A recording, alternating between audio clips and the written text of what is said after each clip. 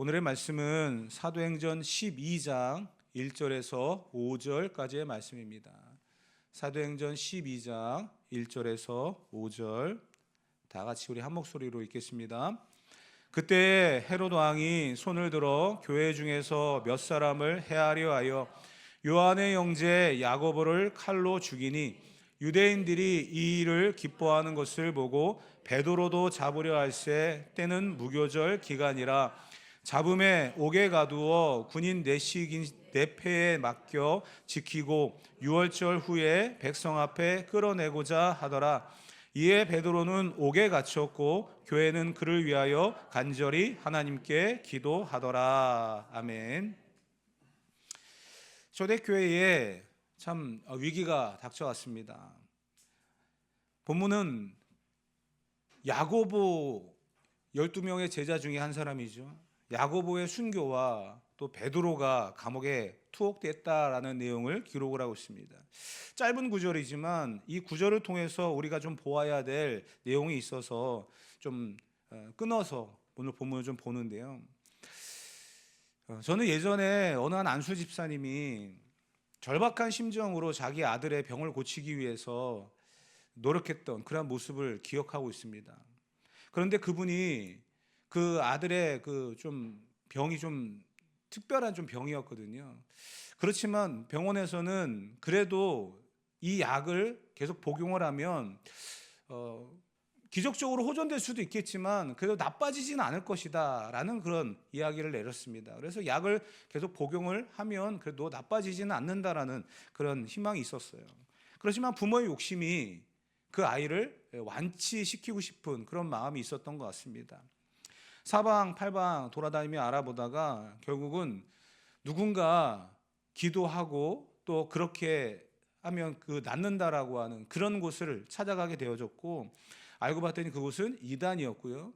그곳에서 그 아이에게 금식을 시키고 기도하게 되면 분명히 나을 것이다 라고 알려줘서 부모도 아이도 금식을 하고 약도 끊고 그렇게 생활을 했습니다. 당연히 약을 끊었기 때문에 그 아이는 세상을 떠나고 말았죠.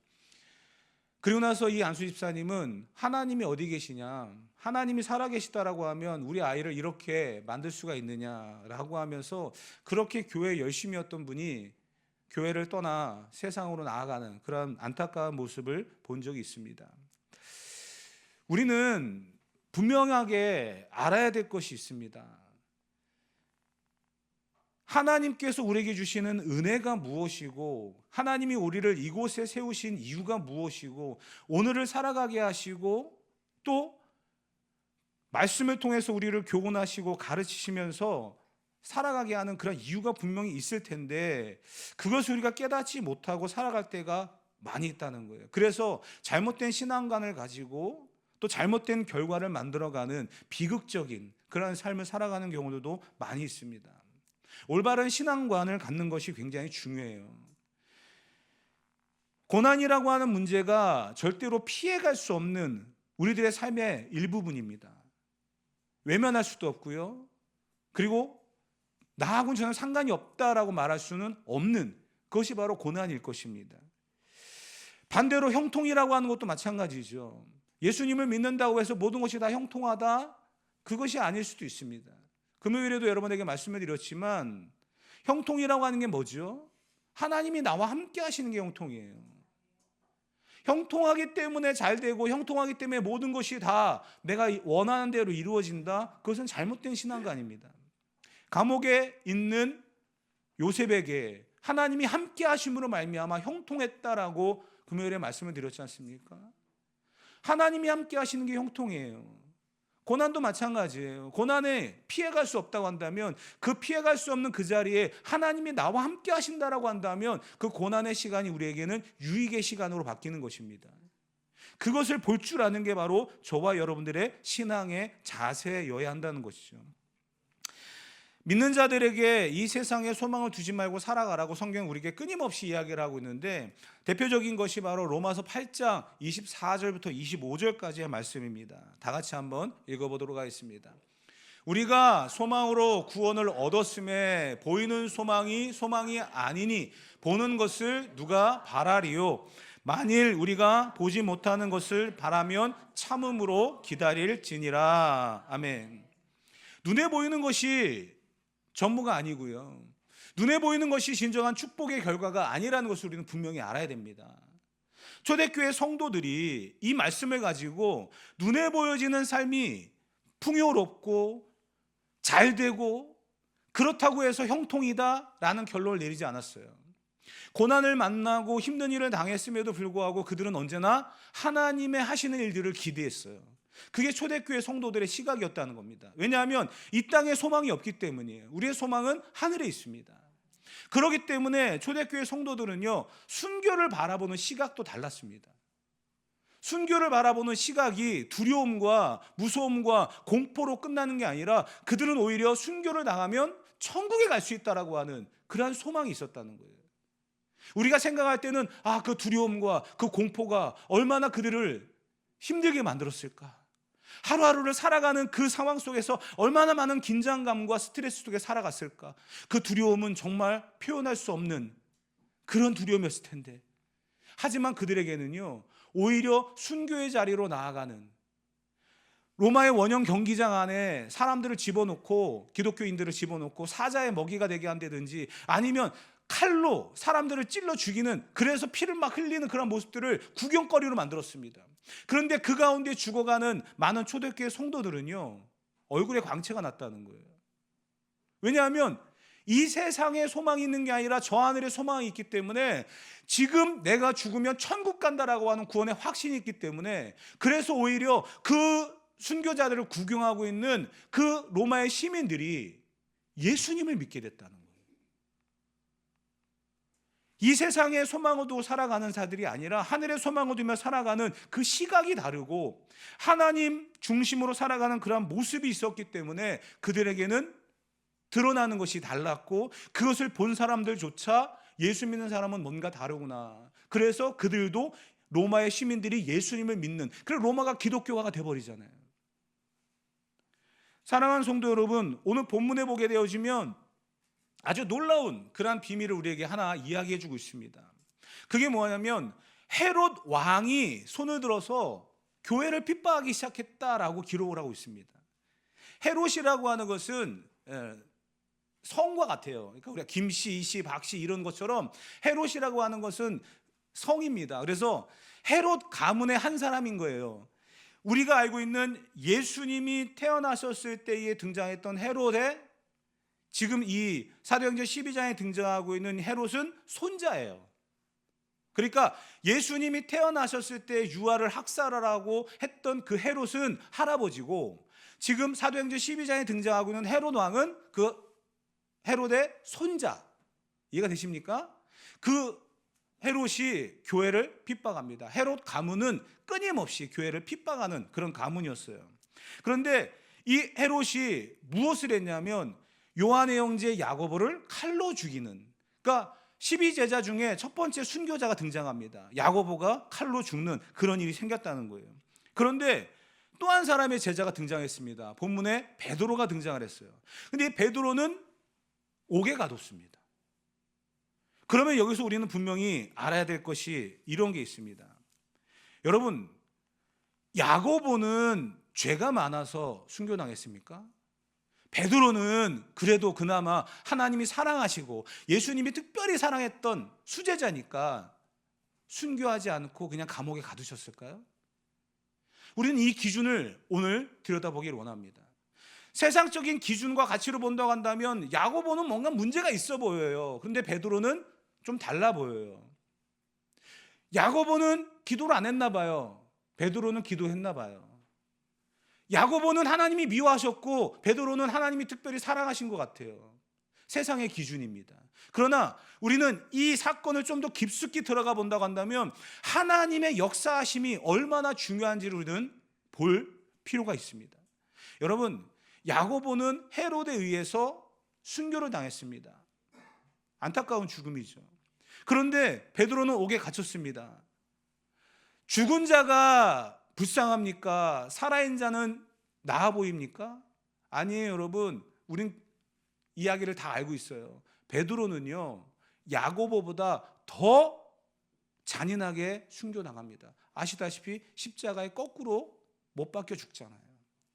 차라리 그때 야고보와 같이 순교를 당했다고 한다면 더 빨리 천국에 가고 그랬을 텐데, 베드로는요 야고보보다 더 오래 살면서 결국 십자가에 거꾸로 못 박히는 잔인하고 아프고 엄청난 그런 고통을 감당해야만 했습니다. 그렇다고 한다면 과연 우리의 시각이 야고보의 순교는 하나님이 미워하시기 때문에 바로 죽이신 거고 베드로는 너무나 사랑하시기 때문에 남겨두신 것일까? 이러한 시각을 오늘 한번 고쳐보려고 하는 거예요. 여러분, 한 사람의 죽음은 또 다른 누군가에게 교훈이 되고 또 다른 누군가에게 이유가 되어집니다. 그래서 야고보의 순교는 교회에 많은 교훈이 되어졌고 그 사람들로 하여금 이러한 삶이 과연 우리가 살아가야 될 삶이고 이러한 것 가운데 하나님의 역사가 있구나라는 것을 깨닫게 되어집니다. 또한 한 사람이 감옥에서 나와서 살았다라고 하는 것은 기적이거든요. 이 기적적인 삶을 통해서도 똑같은 반응이 일어났다는 거예요. 그래서 누구는 죽고 누구는 살았다라고 하는 그 기준 자체가 누구는 미워하시고 누구는 사랑하신다, 누구는 버렸다, 누구는 하나님이 기적적으로 살리셨다라고 하는 그러한 극과 극에 대조되는 그러한 비교가 아니라 이 모든 것들이 다 하나님의 역사하심이었다는 거예요. 야고보는 기도를 안 해서 베드로는 기도를 해서 아니라는 거예요. 그 기준을 우리가 명확하게 볼 필요가 있습니다. 사실 여러분, 베드로는요 기도 안 했어요. 본문의 기도 베드로가 하지 않습니다. 교회가 기도해요. 그리고 베드로가 한 것은요 뭐했냐면, 본문을 정확하게 여러분 보시면 아시겠지만 베드로는 감옥에 갇혀가지고요 잠을 잤어요. 베드로는 기도 안 했습니다. 물론 예전에는 기도했었어요. 근데 이상하게 이번에는 기도를 안 하네요. 그런데 그 이야기를 한번 우리가 한번 봅시다. 6절부터 9절 다 같이 한번 6절부터 본문 6절부터 9절 읽어봅시다. 헤롯이 잡아내려고 하는 그 전날 밤에 베드로가 두 군인 틈에서 두 쇠사슬에 매여 누워 자는데 파수꾼들이 문 밖에서 옥을 지키더니 호련히 주의 사자가 나타나매 옥중에 광채가 빛나며 또 베드로의 옆구리를 쳐 깨워 이르되 급히 일어나라 하니 쇠사슬이 그 손에서 벗어지더라. 천사가 이르되 띠를 띠고 신을 신으라 하거늘 베드로가 그대로 하니 천사가 또 이르되 겉옷을 입고 따라오라 한데 베드로가 나와서 따라갈새 천사가 하는 것이 생시인 줄 알지 못하고 환상을 보는가 하니라. 아멘. 물론 이제 다음 주에 보게 될 내용이지만 베드로는요 잠을 자고 있었어요. 천사가 호련히 나타나서 베드로를 인도했습니다. 그리고 감옥을 나온 거예요. 여러분, 이 베드로가 구출될 때까지 베드로는 한 게 아무것도 없습니다. 하나님이 그 개입하신 거죠. 그리고 야고보가 죽은 것도 하나님이 개입하신 겁니다. 하나님께서 이 모든 역사를 주관하고 계신다는 거. 그래서 결국은 인생에 죽고 사는 문제가 하나님 손 안에 있다는 사실을 우리는 분명히 알아야 됩니다. 그것으로부터 모든 것이 시작되어진다는 거예요. 여러분, 우리는 이 중요한 사실을 놓치며 살아가고 있을 때가 많이 있습니다. 역사라고 하는 이야기는요 영어로 히스토리라고 이야기합니다. 히스토리라고 하는 말은요 his story, 그의 역사라는 이야기예요. 그가 누굽니까? 하나님의 역사예요. 결국 우리가 살아가고 있는 모든 삶의 순간들과 모든 영역들은요 하나님의 손 안에 있다는 거예요. 세상이 그것을 알고 있습니다. 그럼에도 불구하고 하나님을 인정하지 않는 거죠. 여러분, 우리가 살고 있는 오늘을 2025년 12월 21일이라고 이야기합니다. 2025년 그 앞에 붙는 단어가 하나 있어요. 한글로는 주후라고 이야기하죠. 그리고 2000년 전에 그때는 주전이라고도 이야기합니다. 영어로는 BC와 AD라고 하는 그런 약자를 쓰기도 하죠. 왜 세상은 주전, 주후라고 하는 그러한 달력을 쓰고 있을까요? 이 역사의 주관자가 하나님인 것을 너무나도 잘 알고 있기 때문이에요. 그렇지만 하나님을 인정하고 싶지 않은 것입니다. 기독교적인 역사관을 잃어버릴 때 우리는 하나님이 없는 그런 사람과 똑같습니다. 그리스도인들조차 이러한 시각을 놓쳐버리면 우리는 세상 사람들과 다를 바가 없다는 거죠. 그렇기 때문에 하나님이 이렇게 역사를 통해서 구원하시고 예수님을 이 땅에 보내시고 그분을 십자가에 죽이시고 살리시고 다시 부활하게 하셔서 그 예수님이 다시 오실 것을 기다리게 하시는 이 모든 역사의 흐름 속에 오늘 우리가 살아가고 있다는 것을 우리는 분명히 알아야만 합니다. 이 모든 것들이 다 기독교적인 세계관이라는 거예요. 그렇기 때문에 우리는 분명히 알아야 될 것이 예수님이 재림하시는 그 순간 우리가 어떻게 될 것인가라고 하는 그 성경에 기록되어 있는 이 하늘의 소망과 구원의 메시지, 이것을 우리가 기억하며 살아가야 됩니다. 마태복음 24장에 보게 되어지면 예수님이 종말에 대한 이야기를 하셨거든요. 종말에 대한 이야기를 하시면서 전쟁도 기근도 그러면서 자연재해를 이야기하셨어요. 지금 많은 나라들이 지금 전쟁을 하고 있습니다. 생각지도 않은 곳에서 생각지도 않은 그런 전쟁들이 계속 벌어지고 있습니다. 그런데 그 전쟁들은 무슨 사인일까요? 여러분, 우리 주변에도 보게 되어지면 많은 기근들과 자연재해들이 막 일어나고 있습니다. 어느 나라에는 비가 너무 많이 와가지고 한순간에 그냥 홍수가 나버리고요. 어느 나라는 비가 안 와가지고 가뭄이 들어서 고생하고 있고요. 어느 나라는 지금 지진 때문에 지금 두려움으로 하루하루를 살아가고 있고요. 그런데 예수님이 2000년 전에 말씀하셨던 이러한 천재지변, 자연재해, 이것이 말세의 징조다라고 말씀하셨는데 그것은 말세 때만 되어지는 현상이 아닙니다. 예수님이 말씀하셨던 그때부터 지금까지 계속 반복되어지는 현상이에요. 그러면 우리가 생각할 때, 세상 사람이 생각할 때 예수님은 거짓말쟁이야, 말세의 징조가 자연재해라고 이야기했는데 그때도 2000년 전도 지금도 똑같이 자연재해가 일어나는데 말세가 오기는 뭘 와? 이렇게 얘기하는 것이 미련한 거예요, 여러분. 왜 말세의 징조로 예수님이 자연재해를 말씀하셨고 2000년 전이나 지금이나 똑같이 지진이 일어나고 가뭄이 일어나고 홍수가 나고 화산이 폭발하고 전쟁이 일어나고 이러한 현상들이 왜 일어날까요? 기억하라는 거예요. 그 말세의 징조들을 기억하며 살아가라고 우리에게 주시는 하나님의 메시지인 거예요. 그것을 2000년 전에도 있었던 자연재해, 지금도 일어나고 있는 자연재해, 그렇기 때문에 성경은 가짜야, 성경은 거짓말쟁이야, 이렇게 말하는 것이 아니라 그때부터 지금까지 주님 오시는 그 재림의 순간까지 자연재해들을 통해서 주님이 말씀하셨던 그 말씀대로 분명히 다시 오실 것이다 라고 하는 그 사인을 보라는 거예요. 그 메시지를 기억하라는 거예요. 그러면서 살아가는 것이 바로 성도들의 삶입니다. 베드로는 체험적인 신앙을 가졌던 사람입니다. 그렇게 체험적인 신앙을 가졌고 오늘 본문에서도 보면 감옥에 갇혔다가 호련히 천사의 도움으로 구출되었던 사람입니다. 그렇게 살아가면서 야고보는 죽고 순교했지만 자기는 감옥에서 나오는 그러한 상황들을까지도 경험하면서 베드로가 내린 인생의 삶의 방향, 그것이 있습니다. 베드로 후서 3장 7절에 보면 이런 기록을 해놨습니다. 베드로 후서 3장 7절 다 같이 읽어봅시다. 이제 하늘과 땅은 그 동일한 말씀으로 불사르기 위하여 보호하신 바 되어 경건하지 아니한 사람들의 심판과 멸망의 날까지 보존하여 두신 것이라. 아멘. 베드로가 왜 이런 말을 했을까요? 예수님의 말씀도 기억하고 있고요. 지금 초대교회가 순교를 당하고 여러 가지 많은 어려움을 당한 것들도 보고 있습니다. 그리고 그 말씀대로 자연재해들이 일어나고 있고 모든 것들이 다 그 말씀대로 종말의 때를 가리키고 있습니다. 2000년 전에. 근데 지금도 똑같은 그러한 일들은 벌어지고 있습니다. 그러면서 베드로가 내린 그의 성경의 기록은 그거예요.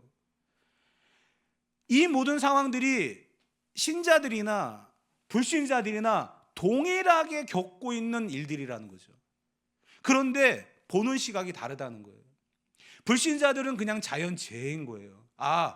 홍수가 났대, 어느 나라에. 어느 나라엔 가뭄이 됐대. 어느 나라엔 전쟁이 일어났대. 어느 나라는 화산으로 공포에 휩싸여 있대. 그건 그냥 자연의 현상일 뿐이야. 불신자들의 생각은 그렇습니다. 그러나 신자들의 생각은 어떨까요? 이것이 종말의 때를 기다리고 바라보는 성도들의 하나님의 역사의 주관이시는 기독교적인 세계관의 삶의 모습이라는 것을, 그러한 시각이라는 것을, 우리는 하늘의 별을 보고 달을 보고 바다의 모든 것들을 바라보면서, 자연 모든 것들을 바라보면서 하나님의 일하심을 볼 줄 아는 그러한 성도의 삶이어야 된다는 거예요. 그것을 우리가 야고보의 삶을 통해서 우리가 보는 거죠. 여러분, 베드로는 말씀드렸던 것처럼 십자가에 거꾸로 매달려서 순교당합니다. 근데 성경에는 그런 말이 기록되어 있지 않지만 후대에 많은 사람들이 베드로가 그랬을 것이다, 왜 거꾸로 십자가에 못 박혔을까 라고 얘기할 때 베드로가 이런 말을 했다고 그러잖아요. 예수님은 십자가에 매달려 돌아가셨습니다. 나는 그분의 제자인데 내가 그분과 동일한 방법으로 순교를 당할 수는 없습니다. 차라리 나를 거꾸로 매달아 주십시오. 그래서 거꾸로 십자가에 매달려서 죽었다, 순교했다라고 하는 그런 이야기가 전해져 오잖아요. 베드로는 그 마지막 순간에도 그런 이야기를 할 정도로 믿음이 성장했고요. 그 고백을 통해서 살아도 주를 위해, 죽어도 주를 위해, 그것이 베드로의 신앙관이 되어버렸습니다. 그렇기 때문에 이런 고백도 하는 거예요. 베드로후서 3장 7절에 나와 있는 이 말씀처럼 하늘과 땅은 동일한 말씀으로 불사르기 위해서 보호하신 바 되었지만 경건하지 아니한 사람들의 심판의 멸망의 날까지 보존하여 두신 것뿐이다. 즉, 이 모든 것들이 마태복음 24장에 예수님이 말씀하셨던 것처럼 다 사라질 것이다.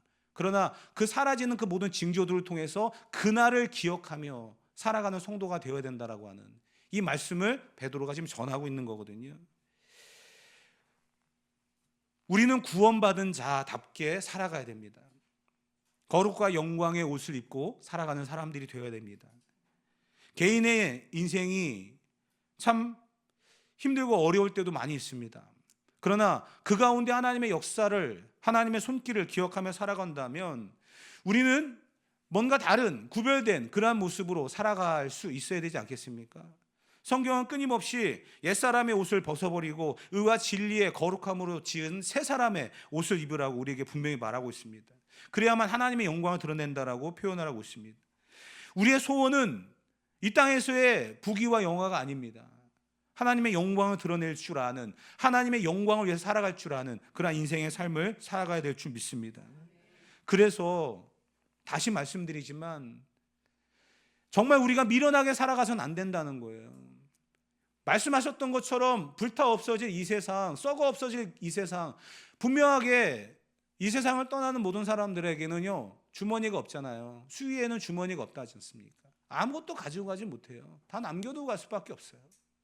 그런데 남겨두고 가도 문제가 많죠. 여러분, 얼마큼 남겨두고 가시겠습니까? 여러분, 그 남겨두고 간 것이 과연 후대에 유익이 될까요? 여러분, 우리는 분명히 인생의 주관자가 하나님이심을 알고 살아가는 그러한 성도입니다. 이 땅에서의 것이 전부가 아님을 믿고 살아가야 됩니다. 이것은 제가 여러분들에게 뭔가 주입시키고 여러분들을 강제적으로 개종을 시키려고 하는 그러한 말로서 전달하는 것이 아니라 성경이 우리에게 가르치고 있는 기독교적인 역사관과 인생관을 가지고 살아가야 돼, 죽고 사는 것이 하나님 손안에 있다는 것을 강조하고 있는 성경의 내용을 여러분들에게 전달시키는 것입니다. 사랑하는 성도 여러분,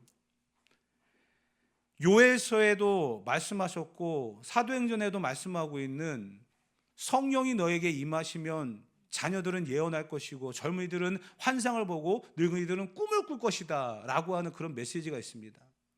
요엘서에 예언되어 있고 사도행전에 실현되어졌던 성령의 임재가 그렇게 기록되어 있는 거죠. 거기에 보게 되어지면 꿈이라고 하는, 환상이라고 하는 이러한 것들이 등장하고 있는데 그것은 막연한 게 아니에요. 그게 뭐냐? 그게 바로 천국입니다. 천국의 소망을 가지고 살아가라라는 거거든요. 이런 예화가 있더라고요. 군대 군인들이 입대하게 되면 가장 많이 기다리는 게 뭔지 아십니까? 이제 막 입대한 군인이에요. 휴가요? 제대하는 날짜를 기다려요, 여러분. 휴가가 아니에요, 여러분. 군대 이제 막 입대한 군인들이요, 제일 많이 기대하는 거는요, 제대하는 날짜예요. 그래가지고 요즘에는 좋더라고요. 핸드폰 안에 입대하는 날부터 제대하는 날까지 얼마큼 남았는지가 다 어플로 나오더라고요. 몇 시간, 며칠 남았다, 이런 식으로. 여러분, 군대 입대하는 친구들에게는요, 가장 사모하는 날은요, 제대하는 날이에요. 제대하면 그래도 그나마 첫 회가 나갔을 때는 그래도 뭐 우리 아들 왔네, 고생 많이 했지, 그러면서 뭐 불고기도 구워주고 막 갈비도 사주고 막 그러다가 두 번째, 세 번째 막 이렇게 휴가 나오면 언제 왔는지도 모르고 왔니? 막 이런 식으로 투명인간 취급하기도 하고 그러지만요, 군대에 있는 청년들은요, 제대한 날짜를 손꼽아 기다립니다. 그래도 그나마 가족이 있고 가정이 있고 내가 살아왔던 그런 환경들이 있기 때문에 꿈을 꾸는 거죠. 환상을 갖는 거예요. 그런데 기대감이 없어요. 내가 제대를 해도 집에 가서 날 반겨주는 사람도 없고, 제대를 해도 아무것도 할 것이 없고, 그렇게 막연하게 아무것도 기대감이 없는 그런 사람에게 던지는 한마디가 있어요. 그러면 차라리 군대에서 알바 가라, 군대에서 평생을 살아라. 이거는 거의 저주와 같은 이야기거든요. 그런데 여러분, 제가 왜 이런 예화를 드리냐면, 우리는 이 세상을 군대처럼 살아갑니다. 그런데 우리가 바라고 소망하는 것은요, 제대해서 천국에 입성하는 거겠죠. 그런데 이 세상이 너무나 좋은 거예요. 그래서 이 세상에 알박기 하고 살아가는 사람도 있다는 거예요. 잘못된 가르침과 잘못된 성경관과 잘못된 기독교적인 역사관을 가지고 하나님을 제대로 이해하지 못하고 살아가는 이 세상에 알박기 하는 사람들, 그게 우리가 되어서는 안 될 것입니다. 우리는 분명히 하늘의 소망을 가지고 살아가는 그런 믿음의 사람들입니다. 저는요, 중심이 있어요. 예수님을 믿고 복 받는다, 잘못된 가르침입니다. 예수님 믿고 복 받는다? 그럼 그 복이 뭘까요? 그 복은요, 잘 먹고 잘 살고 잘 되고 남들보다 더 나은 그런 삶을 살아가는 그런 기준이 절대 아닙니다. 예수 믿고 복 받는다라고 한다면 그 복은 다른 게 아니에요. 천국의 구원의 확신과 구원이라고 하는 것일 겁니다. 그 기준을 우리가 가지고 살아간다고 한다면 초대교회 성도들이 가졌던 그러한 희망, 순교를 당하더라도 그 죽음이 두렵지 않은 거예요. 왜? 이 세상을 떠나 결국은 천국에 간다라고 하는 희망이 있기 때문에. 초대교회 성도들은 그렇게 살았습니다.